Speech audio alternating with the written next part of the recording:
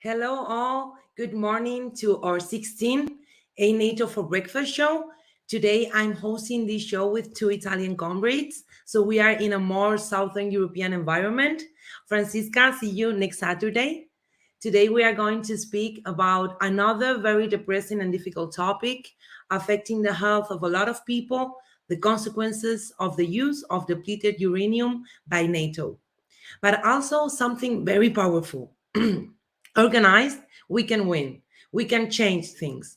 Today, we are going to talk with Gregorio Piccin, the responsible of the Peace Department of the Communist Refundation Party of Italy, and with Vincenzo Riccio, president of Depleted Uranium Victims National Association, on how to make NATO responsible for their actions. We are going to understand firsthand the ugliness of war and its consequences, and that NATO cannot do whatever they want without paying back. We need to denounce the multiple dimensions in which this military alliance conditions our lives, our future, our health, our economy, our planet. And here in this show, in Eat NATO for Breakfast, we have the task of shedding light on how NATO works, why it pursues its strategies, and what the consequences are. But not only to inform, but to reflect together, to exchange and think about how we can organize ourselves to build a world of peace, mutual respect, and cooperation. So thank you so much, Vincenzo and Gregorio, for being here with us. How are you today? How does it feel to eat NATO for breakfast? Oh, it's okay. I always start. Uh, Hello, and thank you for the opportunity to speak about this question. It's really important for us. It's a strange feeling for me eat NATO for breakfast because in the last for me 12 years, but for some many victims of the depleted uranium in Italy are 20 years that NATO is having us for dinner, for lunch, and for breakfast too. And I hope it will be not indigestible for me to eat the NATO for breakfast. Good morning. Good morning. Look, Nora, actually, I was born in a small village very close to Aviano, US NATO nuclear base. So let's say that my stomach is, I think, is strong enough to withstand digestion. Thank you, Gregorio and Vincenzo. It is clear that NATO is not an ecology alliance. Their thirst for conflict destroys the planet, as we saw, for instance, in the past episode with Isabel and Jasper Thies. Today, we are going to talk about war, weapons, and contamination related to health diseases and how to fight silence. So, Gregorio, today we are going to talk a lot about depleted uranium. So, please, let's begin explaining what depleted uranium is. Why is it used, and how come we know so little about something so dangerous, used also by NATO since the 90s? Yeah, look, depleted uranium is a waste of the nuclear plants turned into military use. It's a big business because nuclear power corporations save millions of dollars on safe storage, and the military forces take care of its criminal disposal on the territories and population affected by democratic exportation. In the military field, depleted uranium is used in anti-tank munitions and in the armor plating of some weapon systems. Its pyrophoric nature causes it to burn and consequently to form invisible aerosols and heavy metal particles that remain suspended in the air and also in the ground. Starting in 1991, where during the first Gulf War it was first used on a massive scale, about 300 tons. It was employed on the battlefields of Kuwait, Iraq, Afghanistan, and Bosnia-Herzegovina, no less than 10,000 rounds. In almost all the countries mentioned, a very significant number of soldiers of the international contingencies, including Italians, of course, were exposed to toxic doses of a depleted uranium, being in direct contact with munitions, particles, toxic dust, and etc., etc. This exposure to physical and chemical agents that are hazardous to health, carcinogenic, mutagenic, and teratogenic, has meant that in subsequent years, a large number of Italian soldiers who had taken part in peacekeeping missions in contaminated territories have developed cancer pathologies. It is estimated that in Italy, 7,500 soldiers have fallen ill with cancer on their return from missions, while around 400 have died. Depleted uranium has also caused numerous civilian casualties in the areas where it has been used, both in the mentioned war zones and in the immediate vicinity of military firing ranges located on national territory of NATO countries. Particularly high incidences of disease have been reported in Baghdad, Basra, and Fallujah in Iraq, where the US attacked used depleted uranium in 1991, 1999, and 2003. On the territory of Kosovo, on the other hand, according to accessible data, 113 locations were hit by NATO forces in 1999 with depleted uranium munitions.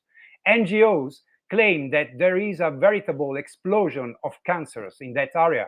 This is a direct consequence of the use of depleted uranium bullets, with a 200% increase of cancers and the number of sufferers that has risen from an annual level of 1.9% to 5.2%, with a drastic fall in the age at which cancers occur, and a peak of cases among the young population under 50.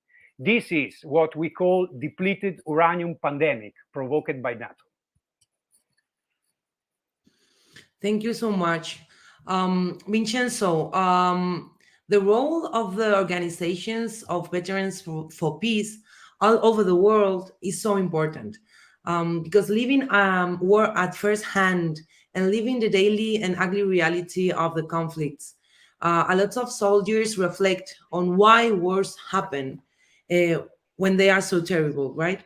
Why can't we solve problems in a different way? And all this has multiple consequences in the physical and mental health after coming back from war. Please tell us about your personal story and how it is political, how your situation is faced by a lot of people, and why your organization has taken the matter to the courts. And I served in Italian Air Force for 24 years. And during my career, I was in Iraq for 1 year in the Talil airport near the Nasiriyah in the Basra, in the Dikar zone.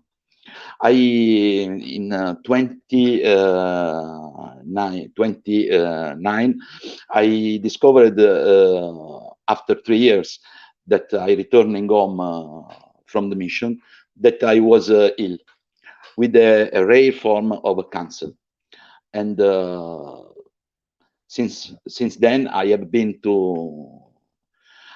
committed together with the other victims and their family to fight against the denialism, the indifference, and the total abandonment that the Italian state reserved for us, for who have contracted a cancer pathology after being sent on mission in contaminated theaters, without being at all informed of the risk linked to exposure to depleted uranium, and without being equipped with any self-protection device.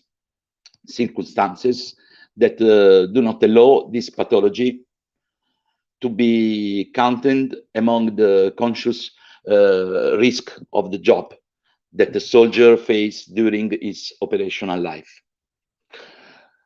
The only way to obtain recognition of the dependence of our illness on exposure to depleted uranium in our country, in Italy, is through the courts. In our country, in fact, the Ministry of Defense does not recognize any compensation for who have fallen ill or died as a result of exposure to depleted uranium.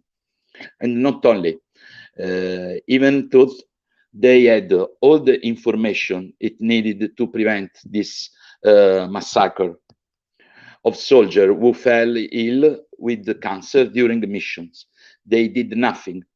They did not inform the personnel. They did not provide them with protective equipment, and they did not implement any safety measure in theater.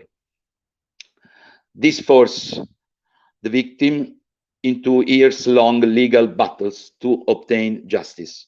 Legal battle that join the battle each victim has to endure with the disease.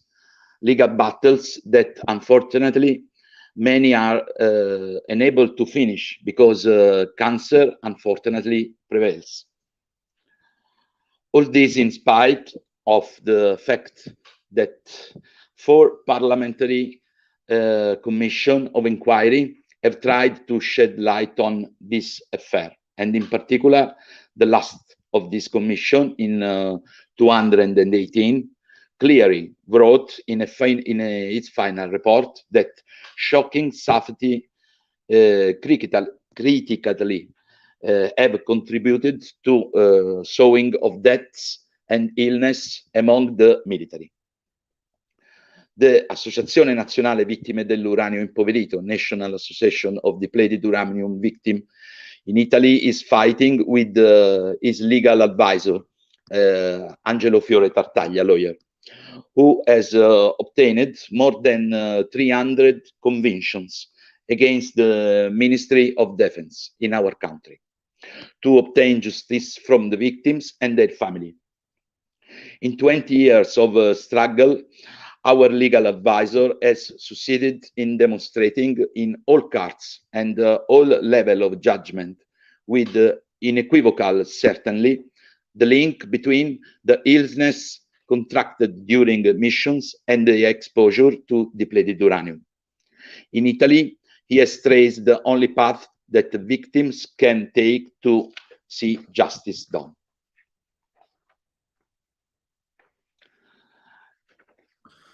Thank you, Vincenzo. Yeah, I think like this terrible situation shows how little lives matter when they are geopolitical interests. But more importantly, Gregorio, how is this situation connected with the economic interests and the arms industry? Because if they know the impacts and they are still using depleted uranium, why? What is that reason? Why are they using it?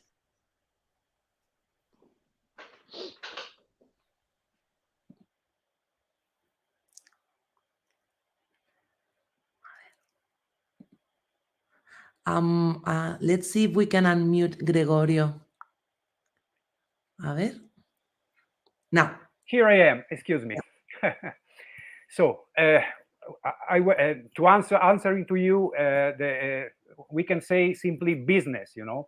But for sure, the war veterans know better than anyone else what they are talking about when they say no to sending weapons and no to sending soldiers. They pointed out to us how the Draghi government, among the weapons sent to Ukraine, had also included old Milan anti-tank missiles. These missiles are known for the thorium contamination, and which have claimed civilian and military victims even in Italian firing range, such as Salto di Quirra in Sardinia. What a nice radioactive support to Ukraine, without considering all that might have come into that country, I mean Ukraine, from the US and UK's depleted uranium power magazines, and without considering what the Russian armed forces themselves might have used since now. This is war. Warehouses are emptied, stocks are consumed, novelties are tried out, and soldiers are used as cannon fodder and civilians as side effects. A profitable vegetarians always has been like this, and the social, food, and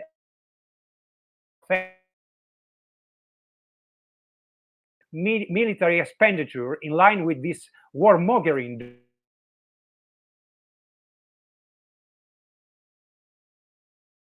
The famous 2% of GDP required by NATO. It was also thanks to our Minister of Defense, Guerini, that the government-to-government rule was introduced. This rule formally transformed the military of defense into the commercial agent of the national war industry. The war industry itself is defined without scandal as a pillar of foreign policy, with senior officers co-opted directly into the apixes of the major companies, Leonardo and Fincantieri. And while Alessandro Profumo, Leonardo CIO, defines the military missions in which Italy participates as the best showcase for the national war product, the armed forces themselves have become an integral part of the world trade packages to the third country. Italy is 13th in the world's top producers of arms and weapon system, and 11th in the global military expenditure. And it is second after United States in terms of number of troops and vehicles sent to the alliance various missions. Our country, lets me to say, recently took command of NATO mission in Iraq and has already deployed vehicles and soldiers in the Sahel alongside French troops. Italy is the 5th US military outpost in the world. The Aviano and Ghedi bases store atomic bombs, while military pilots, our military pilots, are trained in nuclear bombing thanks to the NATO nuclear sharing program.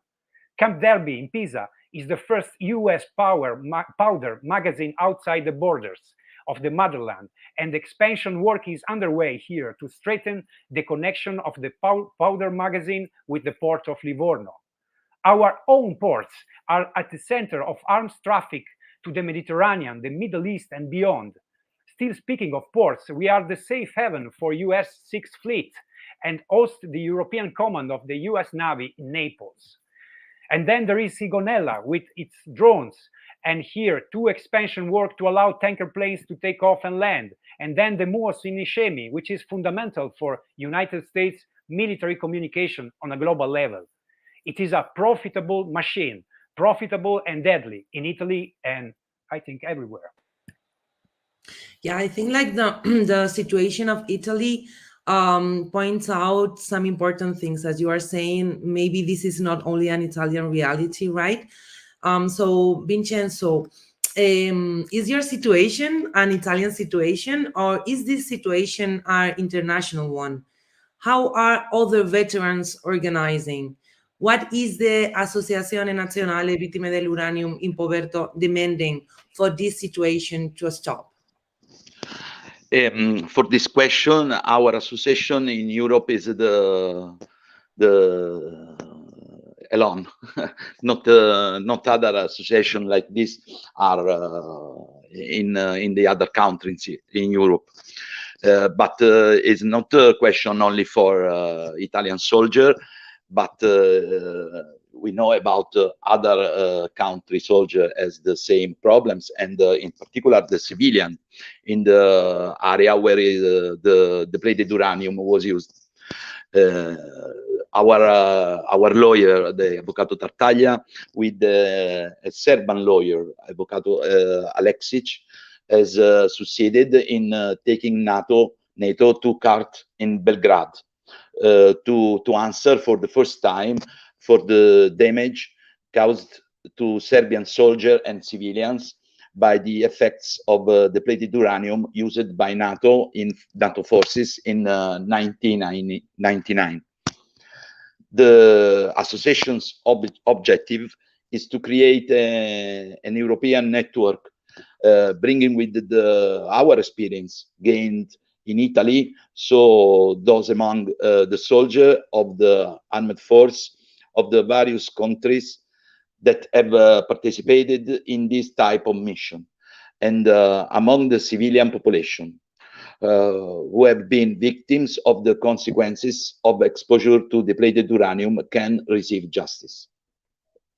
The situation is particularly insidious because depleted uranium bullets, and probably they are used in this moment in this war, are a colossal business, allowing nuclear waste, which is very expensive to store safely, to be transformed into available raw material.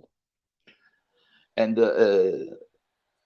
8 times the United Nations try to, with the resolutions, to ban the uranium, depleted uranium ammunition, and 8 times not passed this resolution.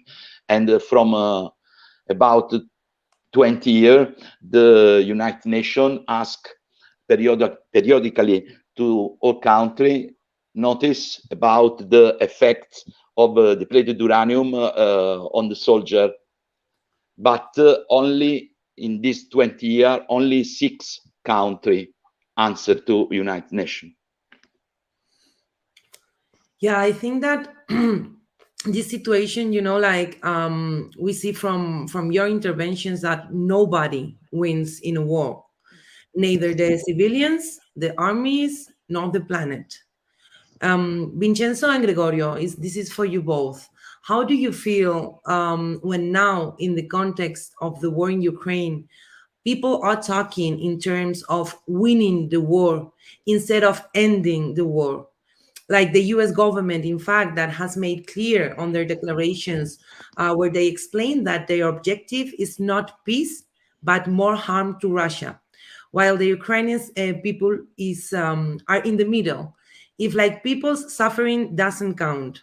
And talking concretely about depleted uranium and what you are saying about how difficult is to know the weapons situation, right? How difficult is to diagnose if the weapons that are sending into Ukraine they have depleted uranium.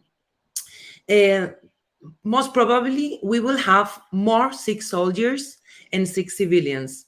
And although we know that this already happened, as you were saying, in previous wars, we are repeating this.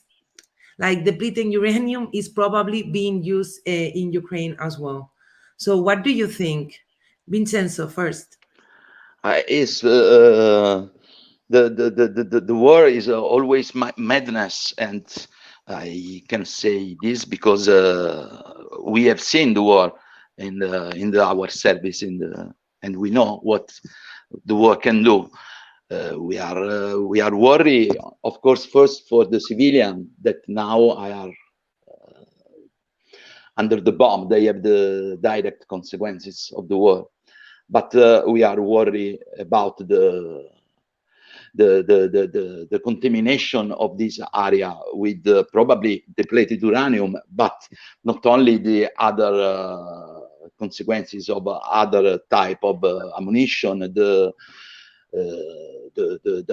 industry are firing now, and you don't know, the chemical product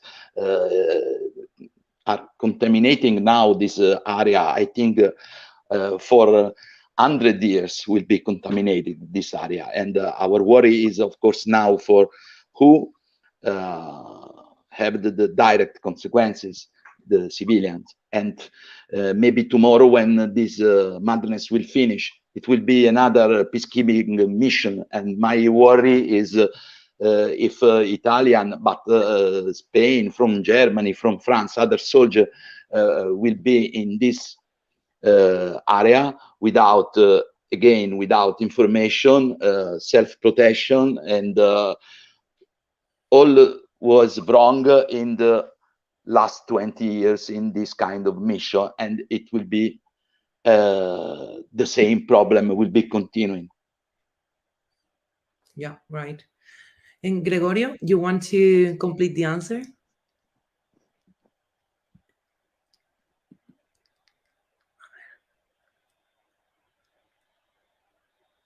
You have to unmute yourself. Let's see if you can. Excuse me, I always forgot. It's okay. I was saying, Nora, that not only they are saying not only win the war, but from this part of the world, our governments also say that we must rearm to defend ourselves from Russia. So more war, more war.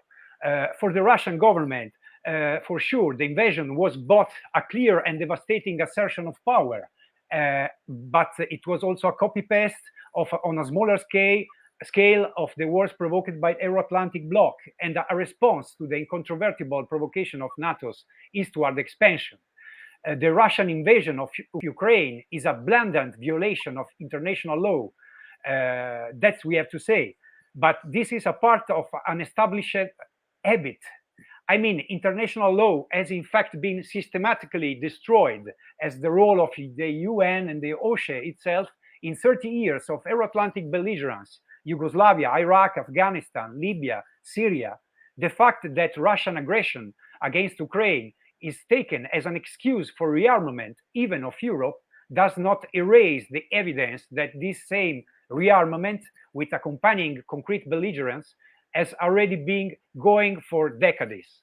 After the end of the Cold War, a truly propitious historical moment for a concrete disarmament policy, the United States instead relaunched its planetary military structure and the leadership in NATO. This global military structure was immediately imposed as a projection platform, organizational standard, and industrial standard, where the projection capacity corresponded to a permanent state of war.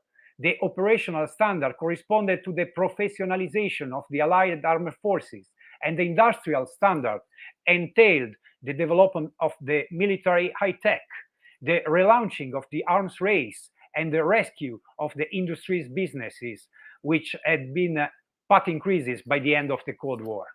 According to the CIPRI of Stockholm, 80.5% of the global production of weapons and weapon systems with annexed internationalization of war industry is controlled by multinationals of the Euro-Atlantic bloc and its unpresentable allies like Turkey, Israel, and Arab Emirates. The 35 billions for defense, and I put like this, made available by Italy, are added to the 100 billion recently allocated by Germany, and this will only confirm and increase CIPRI figure, without considering that the French and German defense budgets alone are already almost double that one of Russia, and NATO spending is 18 times higher. With this evidence, it is clear that the responsibility for the arms race of the last 30 years and the consequent fragmented world war with its trail of millions of deaths, refugees, and devastation falls almost on the West and its oligarchies. That's maybe the reason why also these oligarchies want to go on with this war. That's why we are against Putin, against NATO, and the referent oligarchies that produced this situation. Yeah, and also like we've been talking in previous shows with the friends of the International Peace Bureau. They were mentioning that the statistics are that 90% of the weapons that are produced are used. So more weapons directly in material reality means more people dead, right? Yeah, that's it. But before we finish, we want to remark what now is obvious, I think, for all the people watching, that war is ugly, that the consequences of destruction are multiple and experienced by regular people like us. When a war begins, there will always be war crimes in every war, and accountability must be taken or will count because organized, as Vincenzo was talking also with the people from the Yugoslav war. This work of organizing with others makes us stronger. And NATO, in fact, can be sued. We know that this is a hard episode, but we also think that we need to understand the ugliness of war, to know the multiple impacts that war has, and that our governments, not only the Italian government, but all of our government should be hearing us while we are building consensus from above. Tell us about the next steps that you are going to take against the depleted uranium pandemic, and what are the future actions, the demands, the mobilization. What is the next steps for raising awareness of this and fighting this situation, Vincenzo? You know, it's not easy in our country, but I think in Europe to find some space in the mainstream for speak about this. You know, it's really hard. We will continue to make pressure on our governments and for give justice to the. I want say again 7,000 soldiers was contaminated and now are have a cancer, and about 400 the people that died. And we do is make pressure and speak about this, because it's not easy. You know, for 20 years it was we can speak about this. Now we can speak a little more because the war is now, and people remember. We can remember what is the war and what is the problem. The war is a crime, but the depleted uranium is a crime, not only in the moment that they put bomb, but for 100 years later. And we will have some meeting to speak about this. We hope we can speak about this in the European Parliament, because the real objective is ban the uranium, depleted uranium ammunition. The best it will be ban the war, but you know, it's really difficult. For sure. Gregorio, you want to add anything? Completely agree with Vincenzo. What we call the depleted uranium pandemic is the legacy of the death and suffering left by NATO to the population of those countries, and maybe now also from Russia in Ukraine, of those countries on which it has laid its democratic crosshairs. In the face of this continuing silent slaughter, the NATO countries responsible or co-responsible must answer. We believe that the jurisprudence on depleted uranium built up over more than 20 years of legal battles in Italy and the trials against NATO in Serbia should become a common heritage to be shared and supported by all the anti-militarist and anti-NATO components, and by the European left itself, to which we belong. In fact, we believe that the depleted uranium pandemic plays a central role in the definition of NATO war responsibilities and war crimes for several reasons. First, the very long-term persistence of both health and environmental damages. Who will pay the bill? Who will pay this bill? Second, a big contradiction within some NATO countries' military organization for the growing number of military personnel carriers ill. Third, the fact that our political can unite military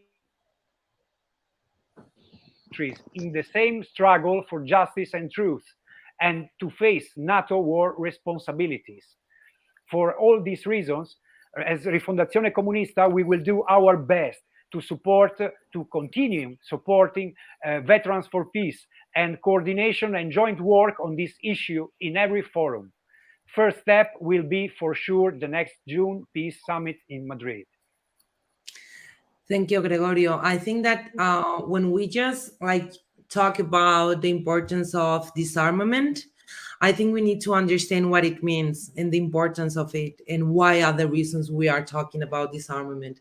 So for sure, we have to fight for disarmament and for banning depleted uranium weapons as well as nuclear weapons. We need to remove this kind of situation where generations will pay for war crimes.